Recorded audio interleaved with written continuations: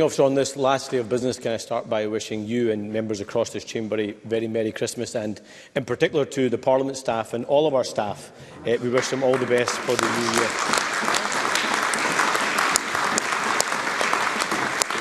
year. Officer, over Christmas, thousands of NHS staff will be working when most of us will be spending time with our family and friends.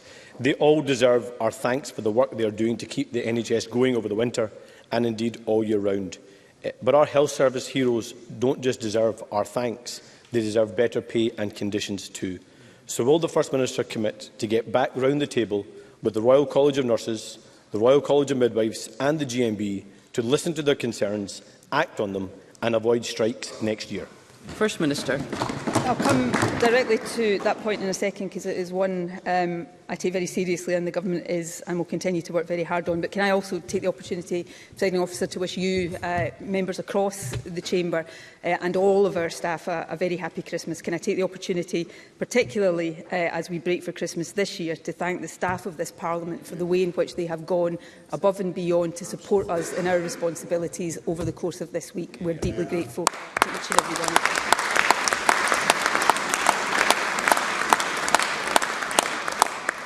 And can I also take the opportunity to thank every single man and woman who works across our health and care services. We do that every year, but it is more important and more appropriate this year than it has ever been before. In direct answer to Anas Sarwar's question, the Health Secretary will be meeting with trade unions tomorrow.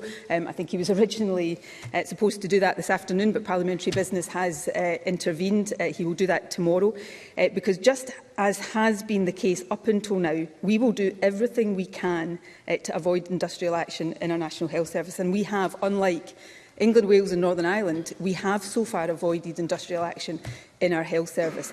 And we'll do that because we want to obviously avoid the disruption that will bring to patients across the country.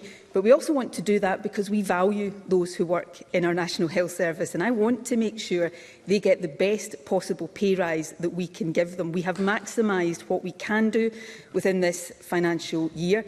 So compared to England, where there is a Conservative government, Wales, where there is a Labour government, and the Health Service Agenda for Change staff are being offered an average of 4.5%, in Scotland the offer is 7.5% on average. That is a sign of how deeply we value our healthcare workers, and we will continue to have discussions, meaningful discussions, to do everything possible to reward them appropriately and to avoid any disruption in our health service. Anas Sarwar. I welcome that the Health Secretary will be meeting with the unions tomorrow, and I sincerely hope that we can find an agreement to get through this crisis. But these trade unions are not just striking about pay, they are warning about patient safety and conditions in our hospitals. More than a year ago, the Health Secretary announced a catch-up plan for our NHS, but things are getting worse for patients. In August 2021, when the catch-up plan was announced, 76% of people going to A&E were seen within 4 hours. That has now fallen to 62%. In July to September 2021, 83% of people were being seen within the 62-day standard for cancer treatment. That has now fallen to 74.7%.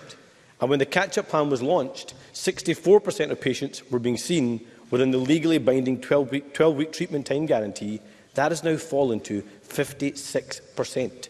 Patients and staff are crying out for this government to get a grip. The catch-up plan has failed. Why is the government persisting with this failing plan, and when will they bring forward a new one? First Minister. Firstly, Presiding Officer, just to complete my answer on pay and to reiterate that this government will continue to make every effort to avoid industrial action. We are so far the only part of the UK that has avoided industrial action, and what I'm about to say is not intended as a criticism of the government in Wales, because I know how difficult it is, because they are working within the same constraints as we are, constraints imposed upon us by the UK government. But we have seen industrial action in Wales, where Labour are in government, because there hasn't been the same negotiations that led to a higher pay offer than has been the case elsewhere in the UK. So I think the reason I say that is because people should take that as a very clear signal that we will do everything within our power and resources, and those resources this year are expended, but we will continue to do everything we can to avoid industrial action. And part of the offer to NHS workers includes offers around non-pay elements, and we will continue to explore how far we can go there as well. On the catch-up plan, of course, since the catch-up plan was published, we've had further waves of COVID. The pressures on our NHS have increased, and we have seen waiting times deteriorate as a result of that in many respects. That said, we are seeing progress in reducing the numbers who are waiting longest. So if we look at inpatient day case treatment, the longest waits have been reduced by almost a quarter. We're seeing progress in CAMS waiting times. We covered that in some detail, I think, last week, Presiding Officer. These are the toughest of times for our health service as we go into this festive period, not just COVID, but flu, other respiratory illnesses, and of course cold weather are all posing significant challenges. Our job is to continue to support the health service, and that is exactly what we will do. Anas Sarwar. The fact that the First Minister cannot escape from is that performance is getting worse, not better, since the catch-up plan. And failures have consequences. Patients are being asked to accept the unacceptable, and staff are being asked to do the impossible. And lives are being lost. On nearly every measure, things are worse than when the Health Secretary launched the catch-up plan. So let's look at this government's report card against their own performance standards. A&E waiting times failed. Delayed discharge failed. CAMS waiting times failed. 12-week first outpatient appointment failed. 8 weeks referral to treatment failed. Cancer treatment times failed. Detect cancer early failed. GP waits failed. Treatment time guarantee failed. When will the First Minister wake up and realise that when it comes to the National Health Service, that this First Minister and this Health Secretary have failed? First Minister. Soundbites and faux anger will not address the challenges in the health service.